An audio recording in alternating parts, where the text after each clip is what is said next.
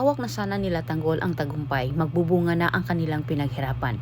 Ngunit dahil sa pagtulong naman ni Tanggol sa kanyang kaibigan, tilang mauwi sa wala ang lahat.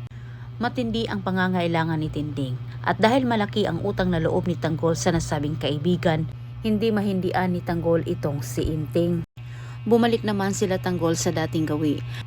Ngunit hindi pinasama nila Inting itong si Tanggol dahil inisip din nila na baka may makakita umano kay Tanggol at madamay pa ito, masira ang kanilang pinaghirapan. Subalit hindi maiwasan na magkaroon ng aberya ang misyon nila ni Tanggol.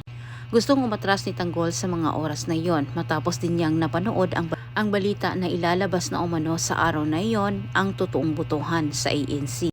Ayaw mang ituloy ni Tanggol ang kanilang ginagawa pero huli na ang lahat sapagkat nagsidatingan naman ang mga lispo at nahuli sila ni Inting. Sila Tanggol at Ramon ang nakipagsabayan sa mga parak. Hindi madaling mamukha nitong si Ramon dahil sa suot nito pero itong si Tanggol ay lantaran na ipinakita ang kanyang mukha.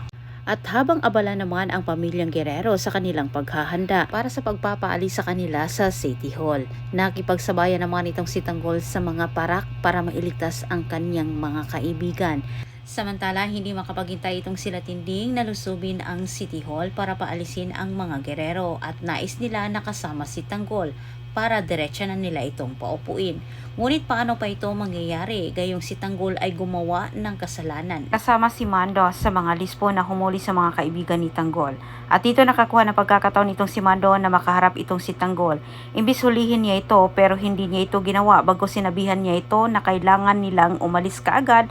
At dahil baka may iba pang kasama niya na makakita umano kay Tanggol at gagabitin pa nila ang pangyayaring ito para si Tanggol ay hindi maupo sa pwesto. Antabayan ninyo ang susunod kong update.